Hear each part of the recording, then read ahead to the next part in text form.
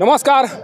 7वें चरण के चुनाव प्रचार के अंतिम दिन आज सासाराम शहर में भाजपा के द्वारा रोड शो किया गया था और इस रोड शो में भाग लेने के लिए बिहार के डिप्टी सीएम सम्राट चौधरी, भाजपा के दिल्ली के पूर्व प्रदेश अध्यक्ष मनोज तिवारी, पूर्व केंद्रीय मंत्री राजीव प्रताप रूढ़ी और स्वयं जो भाजपा के प्रत्याशी हैं सुयेश राम, वो सारे लोग रथ पर मौजूद थे। रोड शो का आगाज़ न्यू एरिया से हुआ और रोड शो के आगाज़ के कुछ ही देर बाद उसमें से अधिकतर चेहरे गायब हो गए। सम्राट चौधरी चले गए, मनोज तिवारी चले गए और जो राजीव प्रताप रूढ़ी थे उनका भी चेहरा उस रथ से गायब हो गया। जिस तरह से लोग उनके आने का इंतजार कर रहे थे, सड़कों पर भीड़ लगी हुई थी कि मनोज तिवारी आए हैं, उन्हें देखा जाएगा, उनकी बातों को सुना जाएगा। लेकिन बहुत से ऐसे लोग हैं जो इस रोड शो में भाग लेने वाले नेताओं के न तो चेहरा देख सके और न ही उनकी बातों को सुन सके। क्या भाजपा के द्वारा आयोजित इस रोड शो का लाभ यहाँ के लोगों को मिलेगा? क्या भाजपा के द्वारा किए गए इस कार्य से कुछ फ़ायदा होगा? शुरुआत करते हैं इन्हीं से शुरुआत कर लेते हैं, आप ही से शुरुआत कर लेते हैं। आज भाजपा के द्वारा रोड शो का आयोजन किया गया था, इसका असर क्या दिखाई पड़ेगा 1 तारीख को? भाजपा का जनाधार एकदम सर्वोपरि है, यहाँ सोचना है। वहाँ भाजपा अभी बहुत चरम सीमा पर आगे जा रही है, जिसका कोई जोड़े नहीं है पूरा हिंदुस्तान में। लेकिन रोड शो जो आज हुआ, उस रोड शो में जो चेहरा दिखाई पड़ा प्रारंभ में, कुछ ही देर के बाद वो चेहरा गायब हो गया। आखिर इस तरह की क्या मजबूरी थी कि कुछ कदम चलने के बाद ये सारे चेहरे गायब हो गए? वो नज़रिया अलग अलग है देखने का। इतनी भीषण गर्मी में हमारे नेताओं जो इतना रोड शो कर रहे हैं, इसका भी तो कोई असर होना चाहिए ना। उस रथ पर सवार किन चेहरों को देखा? उस समय तो 1-2 लोग छोड़ के बाकी तो सब लोग मौजूद ही थे। सम्राट चौधरी के आपने देखा? सम्राट चौधरी तो नहीं थे। मनोज तिवारी भी नहीं थे उस समय। राजीव प्रताप रूढ़ी थोड़ी देर थे, उसके बाद नहीं थे। आखिर चले क्यों गए? अब ये कोई मतलब है? और लोगों का और जगह प्रचार उनका रोड शो का जो कार्यक्रम निर्धारित था उसके अनुसार उन्हें न्यू एरिया से ये जो तालाब है, जो सूर्य मंदिर का जो तालाब है, वहाँ तक जाना था। लेकिन बीच में कार्यक्रम को छोड़कर चले जाना, ये क्या बता रहा है? सम्राट चौधरी मंगल सिंह कुशवाहा से मिलना था उनको, इसीलिए वहाँ से चले गए। मनोज तिवारी को? हाँ, मनोज तिवारी वहाँ थे। देखिए, ये बता रहे हैं कि भाजपा इस समय बुलंदी पर है, लेकिन भाजपा के रोड शो में जिस तरह से चेहरे गायब होते हुए दिखाई पड़े, उसको लेकर सवाल खड़े किए जा रहे हैं। हमारे साथ देखिए यहाँ पर एक जदयू के नेता हैं, इन्हीं से समझने का प्रयास करते हैं। आज भाजपा के द्वारा रोड शो किया गया था और आप जदयू के नेता हैं।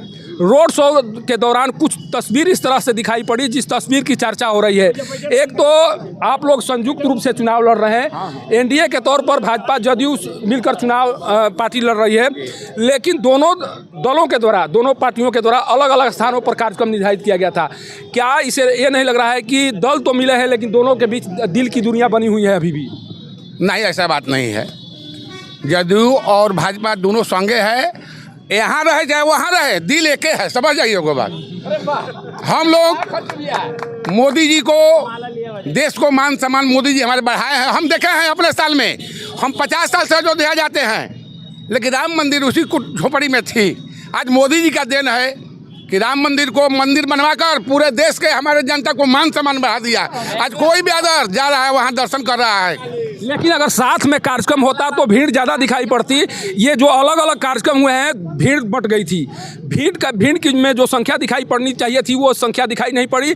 इसीलिए लोग कमेंट्स कर रहे हैं कि चुनाव तो लड़ रहे हैं, चुनाव लड़ना इन लोगों की मजबूरी है, लेकिन 4 तारीख के बाद हो सकता है कि जिस तरह से तेजस्वी प्रसाद यादव के द्वारा आज बयान दिया गया है, वो बयान कहीं ना कहीं सार्थक हो, इसीलिए आज ये दूरी दिखाई पड़ी।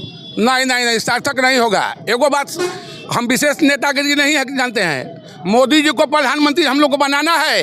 अब बिहार में जब तक नीतीश कुमार हैं, जिस पार्टी में राजद हो चाहे भाजपा हो, भाजपा के मोदी जी को माला डाल दिए हैं, कोई ताकत नहीं रोकने वाला। बस सब विषय सही कहेगा। जाइए, देखिए आप भी नाम, क्या नाम हुआ? मोहम्मद जुल्फान।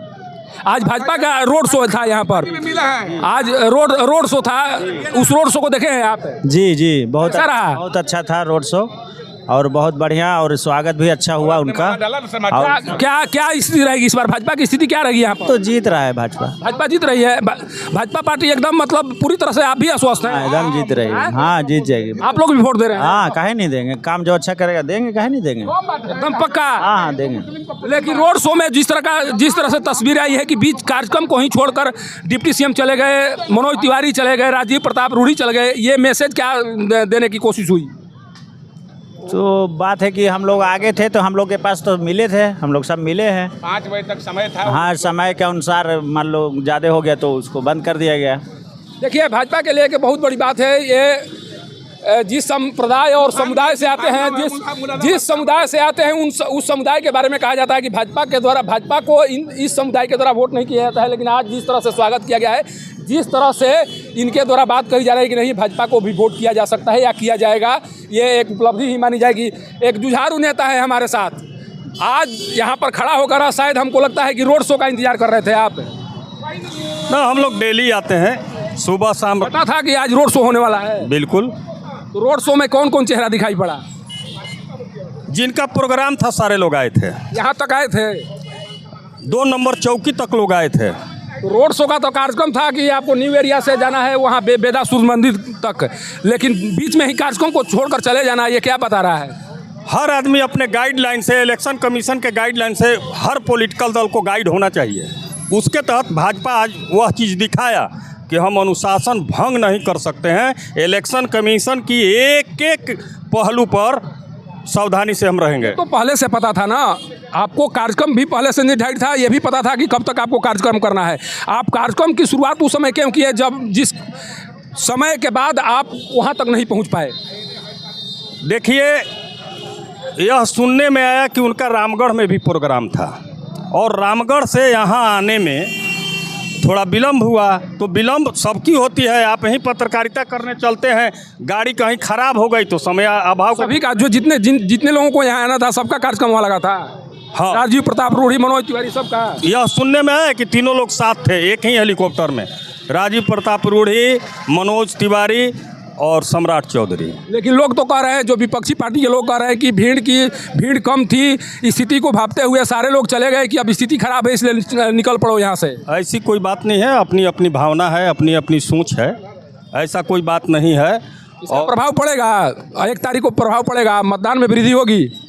मतदान में वृद्धि आप अगर देखे होइएगा तो शहर का पूरा, यह कहा जाता है कि सासाराम कुशवाहा डोमिनेटेड है। न्यू एरिया में धनपुरवा और महद्दीगंज टोटल खड़ा था। उसके बाद में नयका गांव में गांधी स्टैचू के पास टोटल उधर के जितने थे कुशवाहा सारे खड़े पड़े थे। फिर आपको पोस्ट ऑफिस पर खुराइच के लोग खड़े थे। लेकिन एक अफवाह फैलाने की कोशिश की जा रही है। अफवाह है या हकीकत है कि काराकाट चुनाव के मद्देनजर यहाँ पर भी कुशवाहा मतदाता जो हैं अब इंडिया के पक्ष में जाना शुरू कर चुके हैं? उन्हें लगता है कि काराकाट में एक खास समुदाय के लोगों के द्वारा एक खास प्रत्याशी को एक तरह समर्थन दिया जा रहा है, इसलिए यहाँ पर भी गुटबंदी शुरू हो गई है। इस तरह की बात जो कही जा रही है उसमें कितना सच्चाई है? जो कह रहा है अगर उसी से पूछते तो वह बेहतर आपको बताता। हम लोग कहीं गुटबाजी नहीं देख रहे हैं।